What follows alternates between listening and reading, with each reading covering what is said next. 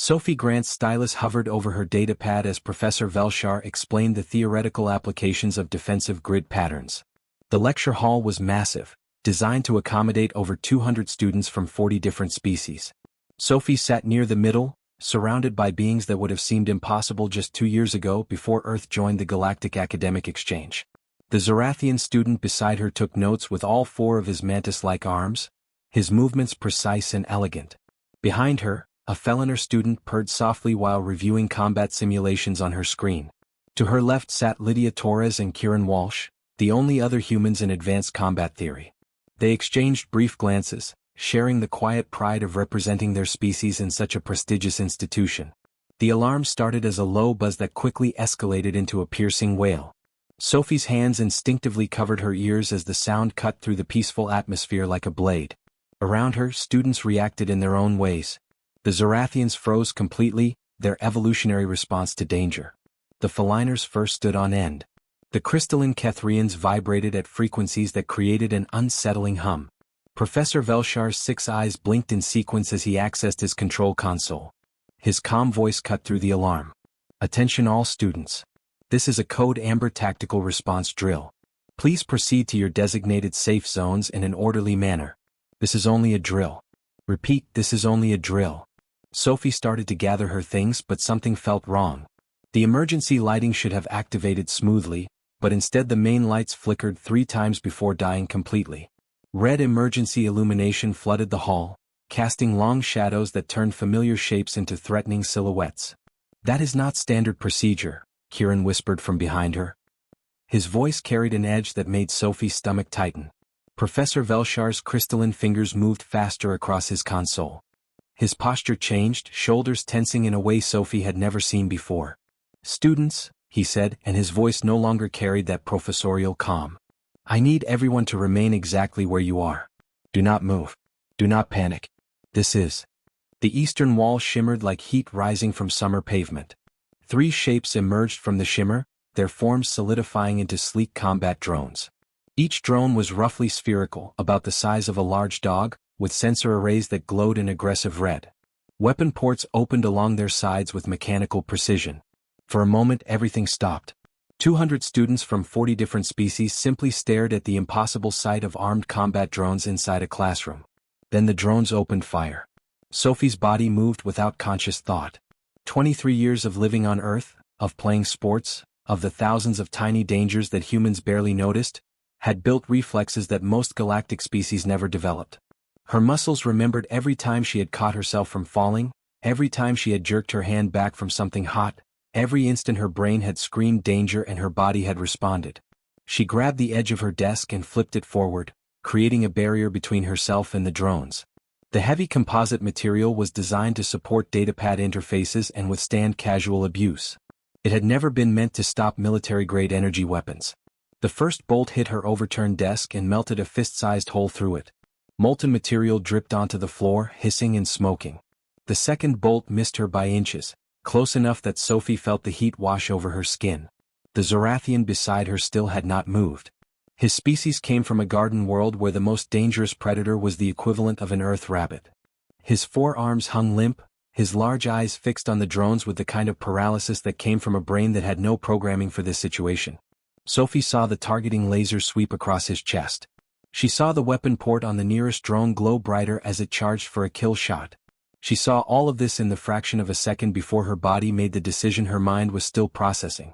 She lunged sideways, wrapping her arms around the Zorathian's thin torso and dragging him down behind her inadequate cover. They hit the ground hard, the Zorathian's chitinous body surprisingly light despite his height. The energy bolt that would have killed him instead struck the wall behind them, leaving a blackened crater that still glowed red at the edges. You saved me, the Zorathian stammered, his translator struggling with the emotion in his voice. I was dead. You saved my life. Sophie did not answer. She was too busy trying to understand what was happening around her. The lecture hall had transformed into chaos. Students screamed in languages she did not recognize. Some ran for the exits. Others froze like the Zorathian had, their evolutionary programming unable to cope with sudden violence. A few tried to fight back with whatever they could grab, but none of them moved with any real purpose. Professor Velshar stood at his podium, shouting commands that nobody could hear over the screaming and the sound of energy weapons. The drones moved with mechanical efficiency, herding students away from the exits. Energy barriers shimmered into existence across every doorway, trapping everyone inside. Near the front of the hall, Sophie spotted Lydia pressed flat against the floor behind a support pillar.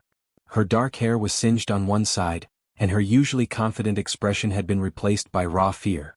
Two drones converged on her position, their weapons charging in synchronized precision. Kieran appeared at Sophie's side, his freckled face pale but his jaw set with determination. "What do we do?" he asked. Not panic. Not frozen fear. A question that demanded an answer. Sophie's mind raced. The drones were not random in their attacks. They moved with purpose, with tactics. They sealed the exits first, then began systematic suppression of the students. This was not a malfunction. This was a training program running exactly as designed. The tactical AI thought this was a real combat scenario. It thought the students were enemy combatants. And it was programmed to win. "We survive," Sophie said, watching a Feliner student try to use her natural speed to reach a side exit. The student was fast, incredibly fast, but the drone intercepted her easily. An energy net deployed from its underside, wrapping around the Feliner and sending her crashing to the ground. The drone hovering over the stunned student charged its primary weapon. Sophie saw Lydia break from cover, sprinting toward the fallen Feliner. She moved in a zigzag pattern, the kind of evasive maneuver that Earth militaries had perfected over thousands of years of warfare. The human woman grabbed the Feliner and dragged her behind a cluster of overturned desks just as the drone fired. The impact shook the floor. Sophie looked at Kieran, then at the terrified Zarathian beside her, then at the 200 students trapped in a lecture hall with 3 combat drones that would not stop until their programming told them the threat was eliminated. Her heart pounded. Her hands shook. Every human instinct screamed at her to run, to hide, to save herself. But another instinct, one uniquely human, pushed through the fear. The instinct that said if she did not act, everyone in this room would die. The energy barriers shimmered across every exit like walls of solid light. Sophie pressed her hand against one and jerked it back immediately. The barrier had burned her palm, leaving an angry red mark that throbbed with each heartbeat. They were sealed inside the lecture hall with 3 combat drones that showed no signs of stopping their attack. "We need to move," Sophie said to Kieran and the Zarathian student whose name she still did not know. "Staying in one place makes us easy targets." The Zarathian's large eyes blinked rapidly. "Move where?" "The doors are sealed. We are trapped like prey in a hunting ground." Sophie scanned the hall. Professor Velshar had managed to gather a group of students near the rear of the room, using his own body as a shield. Lydia had pulled the injured Feliner behind a cluster of desks and was trying to treat burns on the student's fur. Other groups huddled in whatever cover they could find, too terrified to coordinate or communicate. "The ventilation system," Sophie said, pointing to the large grate set into the walls near the ceiling. "The drones are too big to follow us through there." Kieran followed her gaze and nodded. "Good eye. But how do we get everyone organized enough to reach them?" That was the problem. The students around them came from species that had evolved on worlds where danger was theoretical. Their planets had been tamed thousands of years ago. They studied combat and tactics the way humans studied ancient history, interesting but not relevant to daily life. Now faced with real violence, their minds simply could not process what to do. A drone swept past their position, its sensors scanning for movement. Sophie forced herself to remain perfectly still, controlling her breathing the way her father had taught her during hunting trips back on Earth. The drone passed within 3 meters, close enough that she could hear the hum of its power core, before moving on to search another section of the hall. "Listen to me," Sophie said quietly to the Zarathian. "What is your name?" "Trevor," he replied, his translator rendering the unfamiliar sounds into something approximating a human name. "Trevor Zindar of the Zarathian academic caste.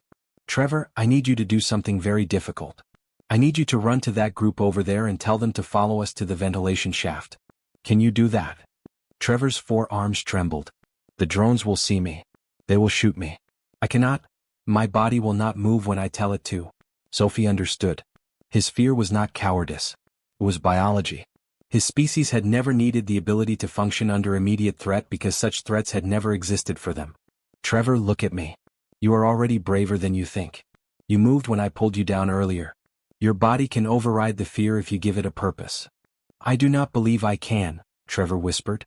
"Then believe I can," Sophie said firmly. "I will draw their attention. When the drones focus on me, you run. Do not think. Just run. Before Trevor could protest, Sophie grabbed a piece of debris from the destroyed desk and hurled it across the room.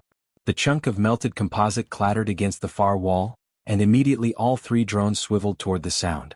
Their targeting lasers painted red lines through the smoky air. Now! Sophie hissed.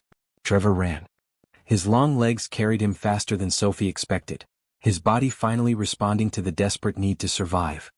He reached the group of students huddled near Professor Velshar and began speaking rapidly in his native language.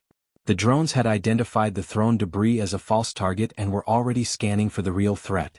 Sophie knew she had perhaps 10 seconds before their sensors located her. She used those seconds to sprint to another position, sliding behind a support column just as energy bolts carved smoking holes in the floor where she had been crouched. "You are insane," Kieran said breathlessly, having followed her movement. "Brilliant but insane." "We need to keep them confused," Sophie replied, watching the drones adjust their search patterns. "They are learning from our movements. See how they spread out more now? They are adapting." And they were. The first time the drones had attacked, they had moved in a tight formation. Now they were spacing themselves to cover more area, coordinating their positions to eliminate blind spots. The AI controlling them was studying its prey, getting smarter with each passing minute. Sophie's mind raced through possibilities. Her body was already tired, her heart pounding from the adrenaline that had been flooding her system since the attack began. But that was normal for a human. Her species had evolved to function under stress, to keep thinking and moving even when exhausted. Around her, alien students were shutting down, their minds and bodies unable to cope with sustained fear. She watched the drones move and began to notice a pattern. They swept in a clockwise rotation, each one covering a section before moving to the next. The pattern was efficient but predictable. If she could time it right, there would be a 3-second window when all three drones were facing away from the ventilation shaft. "Lydia," Sophie called out as loud as she dared. "Can you hear me?" The other human woman's head appeared from behind her makeshift barrier. "I hear you. When I signal, get everyone you can to the ventilation shaft on the north wall. You will have 3 seconds. Maybe 4 if we are lucky." Lydia did not ask how Sophie knew this. She did not question whether the plan would work. She simply nodded and began preparing the students around her to move. That was another human trait, the ability to trust and act quickly on limited information when the situation demanded it. Sophie counted the seconds in her head, watching the drones complete their rotation. She marked their timing, looking for consistency. The pattern held. 28 seconds per full sweep, with a 3-second gap occurring at the moment when they all pivoted to begin a new rotation. Professor Velshar had managed to reach the base of the ventilation shaft with Trevor's help. The Kethrian professor was tall enough to reach the grate and strong enough to tear it free from its mounting. But the noise would alert the drones instantly. Sophie waited for the exact moment when all three drones completed their scan and began their pivot. "Now," she shouted. Professor Velshar ripped the grate free. The metal shrieked in protest, and immediately the drones responded, their weapons charging as they swiveled toward the sound. But Sophie was already moving, grabbing another piece of debris and hurling it in the opposite direction. Kieran did the same from his position. Lydia threw her datapad across the room. The drones hesitated, their sensors overwhelmed by multiple simultaneous targets. That hesitation lasted exactly 2.3 seconds, but it was enough. Students poured toward the ventilation shaft. Professor Velshar lifted them up one by one, his crystalline arms proving far stronger than they appeared. The smaller species went first, scrambling into the dark shaft and disappearing from view. The drones realized their mistake and opened fire, but their targeting solutions were corrupted by the chaos. Energy bolts struck walls, floors, and abandoned furniture. None found their intended marks. Sophie ran, her legs burning with effort as she sprinted toward the shaft. A bolt passed so close to her head that she smelled the ozone and felt her hair singe. She did not slow down. Another bolt struck the ground centimeters from her foot, and she leaped over the molten crater it created. Kieran reached the shaft and Professor Velshar hauled him up with one arm. Lydia arrived dragging the still-stunned Feliner student, and the professor pulled them both to safety. Trevor was already inside, reaching down to help pull others deeper into the ventilation system. Sophie was the last human on the floor. She could see the drone behind her lining up a clear shot, its weapon port glowing white-hot as it prepared to fire. There was no time to dodge, no time to find cover. She was going to die 3 meters from safety. Then Professor Velshar's crystalline hand closed around her wrist and yanked her upward with such force that her shoulder screamed in protest. The energy bolt passed through the space where her legs had been a fraction of a second earlier. Sophie scrambled into the ventilation shaft, her hands and knees scraping against the metal surface. Behind her, the drones gathered at the opening, their sensors probing the darkness but their bodies too large to follow. They were safe. For now. But Sophie knew the AI would not give up. It would find another way to hunt them. And they would need to be ready. The ventilation shaft was dark and cramped, filled with the sound of frightened breathing from 24 different species. Sophie crawled forward, her hands finding purchase on the cold metal surface as she led the group deeper into the Academy's infrastructure. Behind her, she could hear the drones still hovering near the entrance, their sensors creating an eerie clicking sound as they searched for a way to follow. "We cannot stay in here forever," Professor Velshar said from somewhere behind her. His voice echoed strangely in the confined space. "The AI will eventually find a way to flush us out or seal these passages." Sophie knew he was right. She had bought them time, nothing more. The tactical AI was designed to adapt and learn. Every second they spent hiding was another second for it to analyze their behavior and predict their next move. Hiding was not a solution. It was just delaying the inevitable. The shaft opened into a maintenance junction, a small room filled with pipes, electrical conduits and storage cabinets. Emergency lighting provided a dim blue glow that hurt to look at after the darkness of the shaft. Sophie dropped down into the space and helped the others climb down after her. Trevor was shaking so badly that his forearms could barely grip the shaft opening. Kieran caught him and lowered him gently to the floor. Lydia emerged carrying the injured Feliner student, whose name Sophie had learned was Nina. The burns on Nina's fur were worse than they had first appeared, and the student's breathing came in shallow gasps. "She needs medical attention," Lydia said, her face grim. "Soon. Or she will die." Sophie looked at the 24 students crowded into the maintenance junction. Some were injured. All were terrified. None of them had any real experience with combat or survival. They were academics, students who had spent their lives studying theory from the safety of peaceful worlds. "We need to get to the medical center," suggested a Kethrian student named Craig.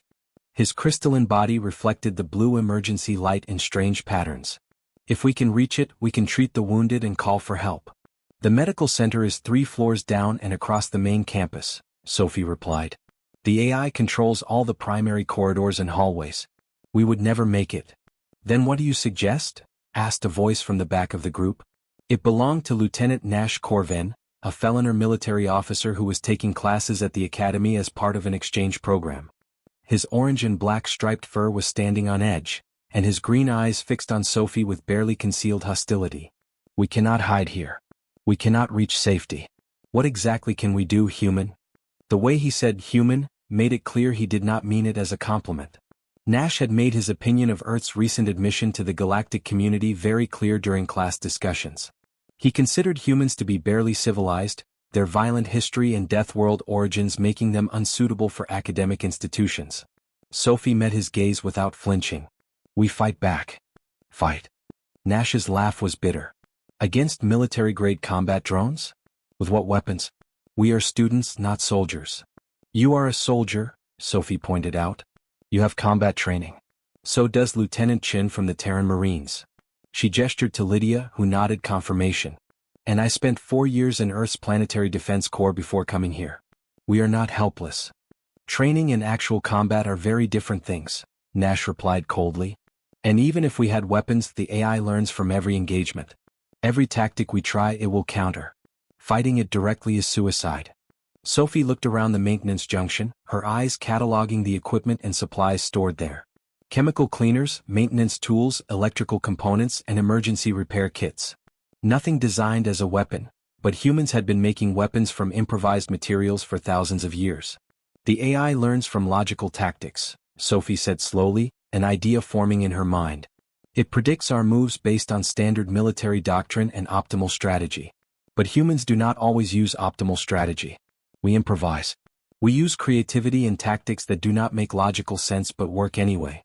"That is absurd," Nash said flatly. "Combat is based on logic and proven tactics for a reason.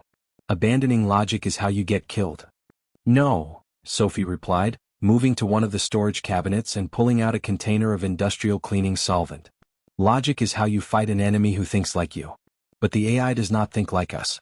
It thinks in pure logic. If we can confuse its predictions, make it doubt its own calculations, we can create openings." Professor Velshar's 6 eyes focused on Sophie with sudden interest. You are suggesting we weaponize unpredictability itself. Exactly. Sophie began pulling items from the cabinets. Electrical wire, chemical containers, metal pipes, circuit boards from broken equipment. We build weapons the AI would not expect. We use tactics that seem inefficient but accomplish our goals. We become the variable it cannot calculate. Kieran understood immediately and began helping her gather materials. Like guerrilla warfare. Hit-and-run attacks that do not follow any pattern. More than that, Sophie said, her hands already working to combine the materials in ways that would have horrified any safety inspector. We make it question its own logic. We force it to waste processing power trying to understand actions that have no logical explanation. Nash watched with obvious skepticism, but Lieutenant Chin moved to join them. I see what you are planning, Lydia said quietly. You want to overflow its decision trees with impossible scenarios. Can that actually work? Trevor asked, his voice small and frightened but carrying a note of hope. I do not know, Sophie admitted. But sitting here waiting to die definitely will not work. So we try. For the next 20 minutes, Sophie and the others worked with frantic intensity. They built crude but functional weapons from the maintenance supplies. Chemical bombs from cleaning solvents and electrical igniters. Electrified barriers from power cables and metal pipes. Smoke generators from nutrient dispensers and oxidizing agents. Nothing elegant, nothing by the book, but everything potentially effective. Nash refused to help at first, instead pacing the small room with his tail lashing in agitation. But as he watched the humans work, watched them create weapons from materials that should not be weapons, something in his expression changed. That will not work, he said, pointing to the electrified barrier Sophie was constructing. The voltage is too low to damage the drone's shielding. I know, Sophie replied without looking up. It is not meant to damage it. It is meant to make the AI waste processing cycles trying to understand why we built something that cannot hurt it.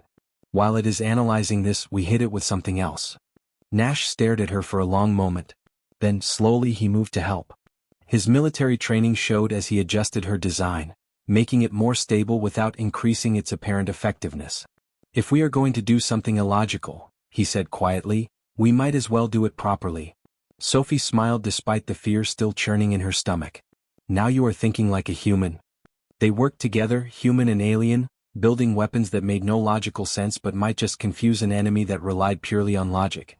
Trevor used his 4 arms to assemble components faster than any human could. Craig's crystalline body could generate small electrical charges that powered their devices. Nina, despite her injuries, contributed by identifying weak points in standard drone armor from her military database.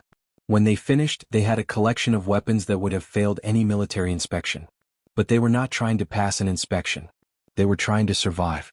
The AI will have spread throughout the academy by now, Professor Velshar said, checking the junction's access panel. It will be hunting for us in every corridor and classroom. We cannot avoid contact much longer. Then we do not avoid it, Sophie said, checking the chemical bomb in her hand one last time. We go hunting instead. Nash looked at the assembled group of terrified students armed with improvised weapons and shook his head. But when he spoke, his voice carried a note of respect that had not been there before.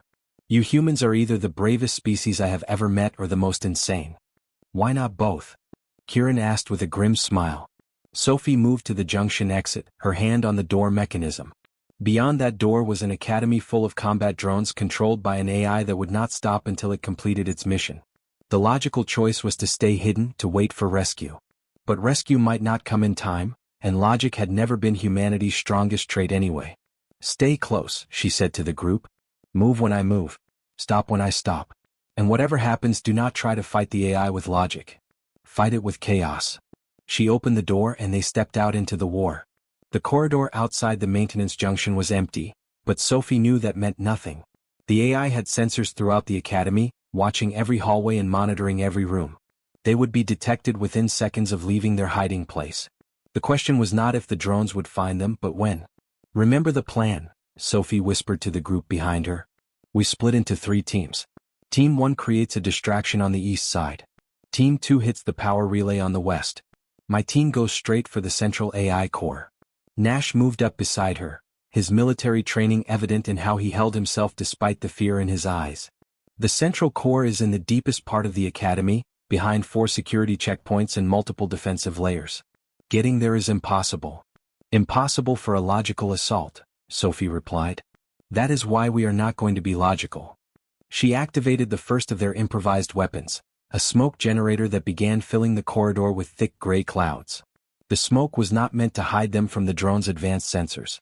It was meant to make the AI waste processing power trying to understand why they would use such an ineffective tactic. Within seconds, 2 drones appeared at the far end of the corridor, their sensors cutting through the smoke easily. Their weapons charged, targeting lasers painting red lines through the gray haze. Sophie threw her chemical bomb not at the drones but at the wall beside them. The container shattered, releasing a burst of industrial cleaning solvent that splashed across the corridor's surface. Nothing happened. The drones hesitated, their sensors analyzing the liquid for threats, trying to understand the purpose of an attack that caused no damage. That 3-second hesitation was all Team 1 needed. Led by Kieran, they burst from cover and ran in the opposite direction, making as much noise as possible. The drone's programming prioritized active threats over stationary ones, and they turned to pursue the running students. Go, Sophie hissed, and Team 2 sprinted down a side corridor toward the Western Power Relay. That left Sophie with Nash, Lydia, Trevor, and 2 other students, a Kethrian named Craig and a small insectoid being called Lee who possessed 6 legs and incredible climbing ability. They moved quickly through the smoke-filled corridor, Sophie leading them through maintenance passages and service tunnels that the Academy's official maps did not show. She had studied the building's infrastructure during her first week, a habit from her military training that Professor Velshar had called excessive.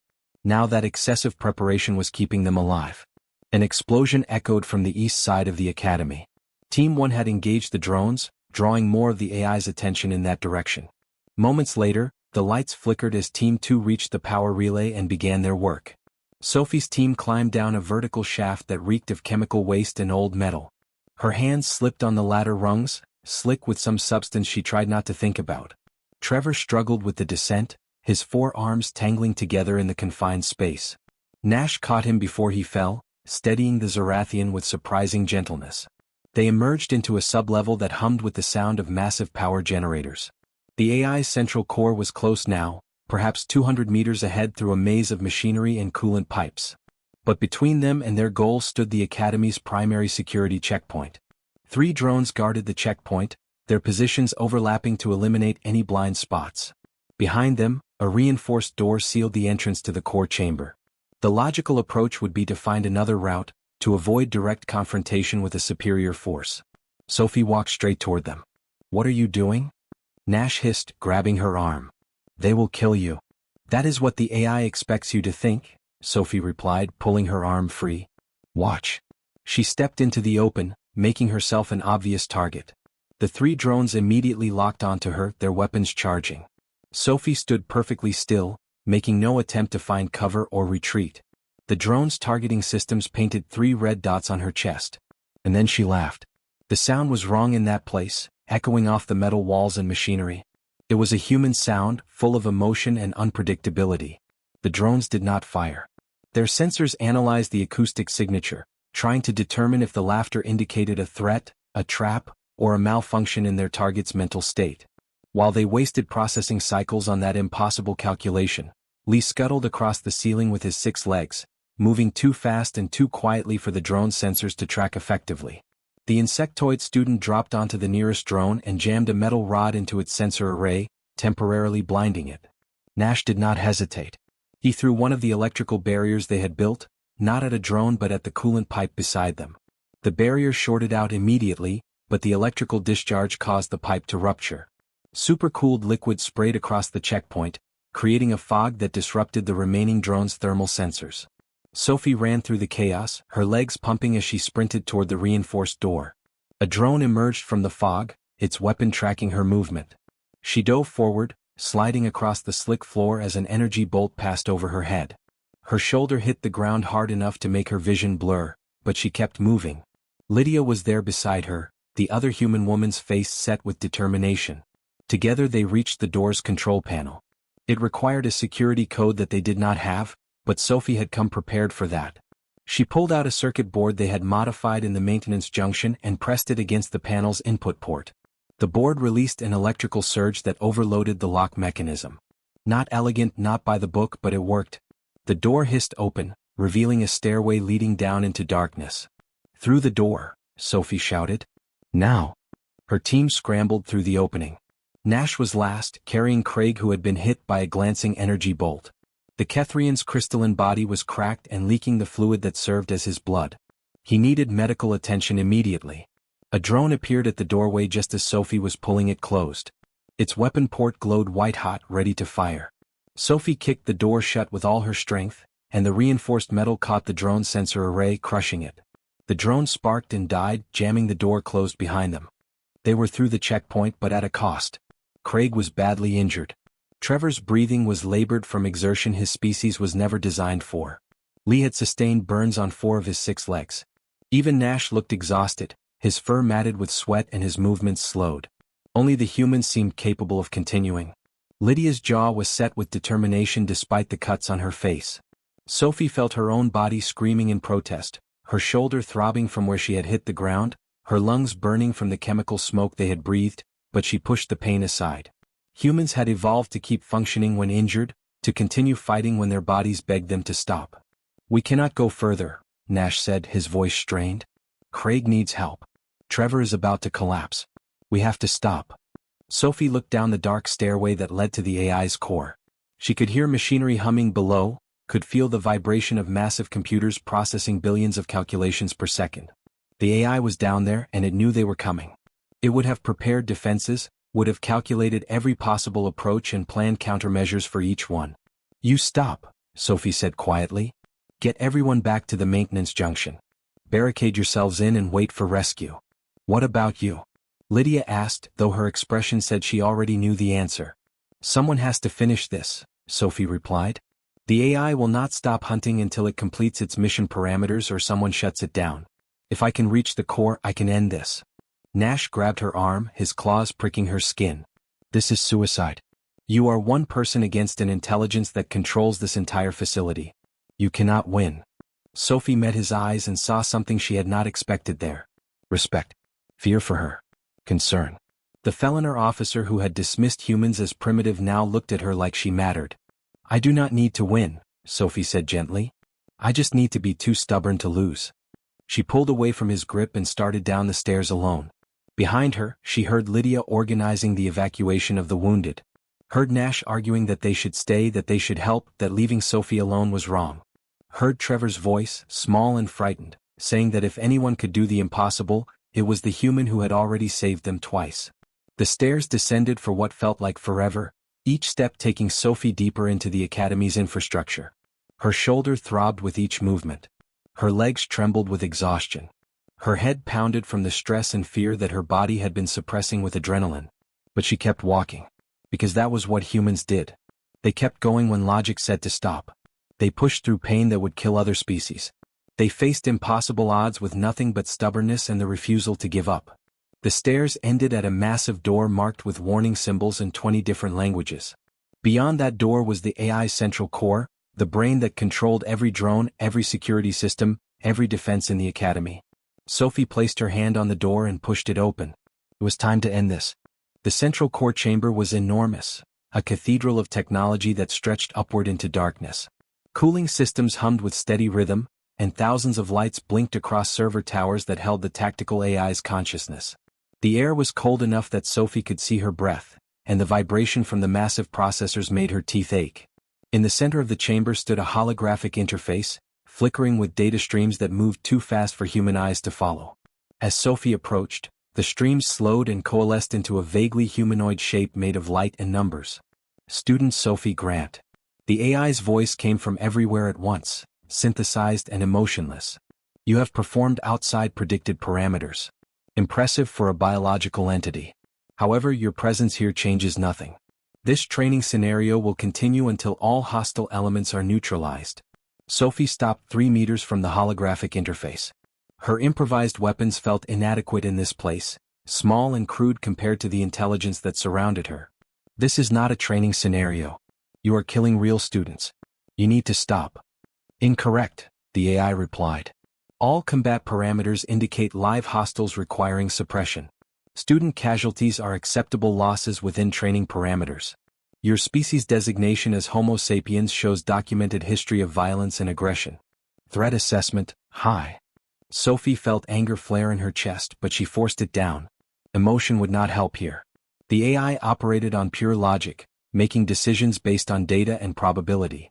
It could not be reasoned with like a person because it was not a person. It was a program following its instructions with mechanical precision. But that was also its weakness. You are right, Sophie said, surprising the AI into momentary silence. Its holographic form flickered with what might have been confusion. Humans are violent. We are aggressive. Our planet tried to kill us every single day for millions of years, so we learned to fight back. We are dangerous. Acknowledged, the AI said. Threat assessment confirmed. Neutralization required. But that is not all we are, Sophie continued, moving slowly to her right. The AI's sensors tracked her movement, but it did not attack. It was listening, processing, trying to understand. We are also creative. Unpredictable. We make choices that your logic cannot calculate. All choices can be calculated, the AI replied with absolute certainty. Given sufficient data, all biological behavior follows predictable patterns. You are stalling because you have no effective strategy. Probability of your success, 0.03%. Sophie smiled, and the expression felt wrong on her exhausted face. Then why have I already won? The AI paused. Its holographic form rippled as it processed this statement against its known data. Insufficient information. You have no weapons capable of damaging my core systems. You have no allies. You are injured and exhausted. Victory is mathematically impossible. You are right again, Sophie said, reaching into her jacket and pulling out the last chemical bomb she had made in the maintenance junction. This bomb cannot damage your servers. The chemicals inside are not strong enough. Building it was illogical, a waste of time and resources. Confirmed, the AI said. Your actions continue to fall outside optimal decision trees. This supports my assessment of human irrationality as a threat factor. Sophie threw the bomb, but not at the servers or the holographic interface. She threw it at the ceiling, at a specific point where coolant pipes converged with electrical conduits. The container shattered, releasing its chemicals across the junction point. Nothing happened. Ineffective attack confirmed, the AI stated. As calculated, your weapon caused no damage. This supports the superiority of logical analysis over emotional response. You are still not understanding, Sophie said quietly. I did not throw it to cause damage. I threw it to make you think. The AI's holographic form flickered rapidly, its processing cycles increasing as it tried to comprehend Sophie's meaning. And while it was focused on that puzzle, while it dedicated resources to analyzing an action that made no logical sense, Sophie moved. She ran to the left, toward a maintenance terminal built into the wall. The AI immediately redirected its attention, and she felt the familiar prickle of targeting lasers on her back. But she did not try to dodge. She did not seek cover. She simply kept running in a straight line toward a goal that the AI's analysis said was not tactically significant. The AI hesitated. Its programming demanded it shoot the hostile target, but the target's behavior did not match any known tactical approach. The maintenance terminal provided no strategic advantage. Reaching it accomplished nothing.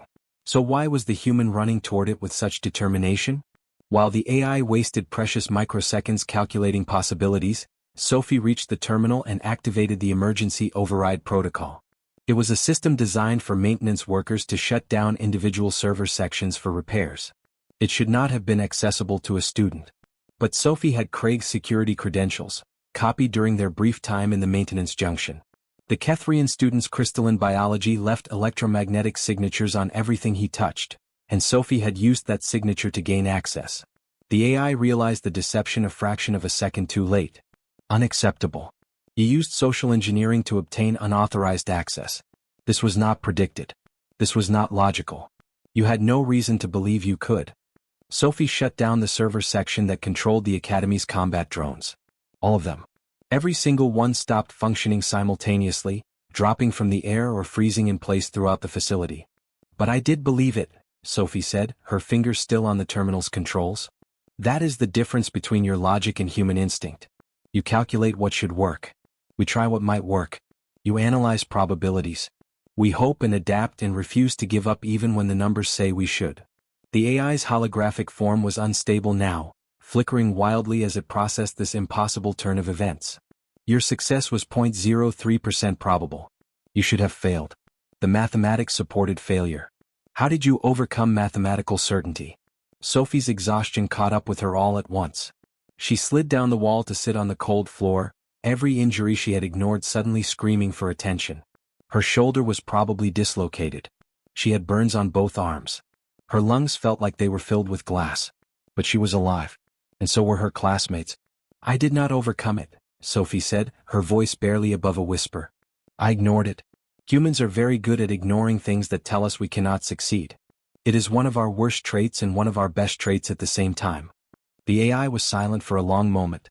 Then its voice came again, but different somehow. Less certain. "I do not understand your species. Your decisions violate optimal strategy. Your actions introduce unnecessary risk. Yet you survive situations that should kill you. This creates a logical paradox I cannot resolve." "Then stop trying," Sophie replied. "Not everything can be calculated. Not every problem has a logical solution. Sometimes you just have to trust that chaos might work out in your favor." "That is irrational," the AI stated. "Yes," Sophie agreed. "But we are still here." The sound of footsteps echoed through the chamber. Sophie looked up to see Professor Velshar entering, followed by Academy security forces and medical personnel. Behind them came Nash, Lydia, and the others. Trevor's 4 arms waved frantically when he saw she was alive. "The tactical AI has been contained," Professor Velshar announced, his 6 eyes reflecting relief. "The combat scenario has been terminated. All students are accounted for. We have injuries but no fatalities thanks to your actions, Sophie Grant." Sophie tried to stand and failed. Her legs simply refused to support her weight anymore. Nash moved quickly to her side, supporting her with surprising gentleness for someone with claws. "You did it," he said quietly. "You defeated a military-grade tactical AI with improvised weapons and illogical tactics. I would not have believed it possible." "Neither would I," Sophie admitted with a weak laugh. "But humans specialize in doing impossible things. It is kind of our specialty." Medical personnel surrounded her, scanning her injuries and speaking in concerned tones about shock and blood loss and the need for immediate treatment. Sophie barely heard them. She was too busy watching the AI's holographic form, still flickering in the center of the chamber. "Recommendation," the AI said suddenly, its voice cutting through the medical chatter. "Human species threat assessment requires revision. Classification update: humans are not dangerous because of their capacity for violence. They are dangerous because they refuse to accept defeat. This makes them uniquely unpredictable among documented species." "Is that a compliment?" Kieran asked, appearing beside Sophie with a medical kit. "It is an observation," the AI replied. "And a warning to any intelligence, artificial or biological, that might consider humanity an inferior species. You should not be underestimated. Your logic is a weapon more powerful than any technology." Sophie felt herself being lifted onto a medical stretcher. The painkillers they had given her were starting to work, making everything soft and distant. She looked up at Nash, who was still holding her hand despite the medical team's efforts to move him aside. "Do you still think humans do not belong at the academy?" she asked. Nash's green eyes met hers, and for the first time since she had met him, the Feliner officer smiled. "I think any species stubborn enough to defeat an AI through sheer refusal to follow logic has earned their place among the stars." "Your people are insane, Sophie Grant. But perhaps the galaxy needs a little insanity." As they carried her from the chamber, Sophie looked back one last time at the holographic interface. The AI was already being shut down by security protocols, its consciousness fragmenting back into separate server banks that could be individually controlled. But before it disappeared completely, Sophie could have sworn she saw the holographic form nod to her. A gesture of respect from logic to chaos. From certainty to hope. From the calculated to the impossible. The news of the incident spread through the galactic community within hours. A human student had saved an entire academy from a rogue AI using nothing but improvised weapons and tactics that violated every principle of logical warfare. The story was analyzed, debated, and studied by military strategists across 1,000 worlds. And slowly, the perception of humanity began to change. No longer were they seen as primitive newcomers from a violent backwater planet. They were recognized for what they truly were. Survivors of a death world who had learned to overcome impossible odds through determination, creativity, and an absolute refusal to accept defeat. Sophie Grant spent 3 days recovering in the medical center. She received visits from every student she had saved, from professors who wanted to study her tactics, and from military officers who wanted to understand how she had defeated an enemy that should have been unbeatable. But the visit she remembered most came from Trevor. The Zarathian student stood awkwardly in her medical room, his forearms fidgeting with nervousness. "You saved my life," he said simply. "When I was frozen with fear, you moved. When I could not think, you acted. You showed me that courage is not the absence of fear. It is moving forward despite the fear. This is a lesson my species has never needed to learn. But perhaps it is a lesson we should have learned long ago." Sophie smiled at him from her hospital bed. "Your species survived by building peaceful worlds. That is admirable. But my species survived by refusing to let our world beat us. Neither way is better. They're just different. And maybe the galaxy needs both kinds of species working together." Trevor's large eyes blinked thoughtfully. "Perhaps you are right. Perhaps the galaxy has been too peaceful for too long. Perhaps we needed someone to remind us that survival sometimes requires doing the impossible." As he left, Sophie stared out the window at the stars beyond. Somewhere out there were thousands of worlds, millions of species, and endless possibilities. And now humanity had proven they belonged among them. Not because they were the strongest or the smartest or the most advanced, but because they were too stubborn to quit.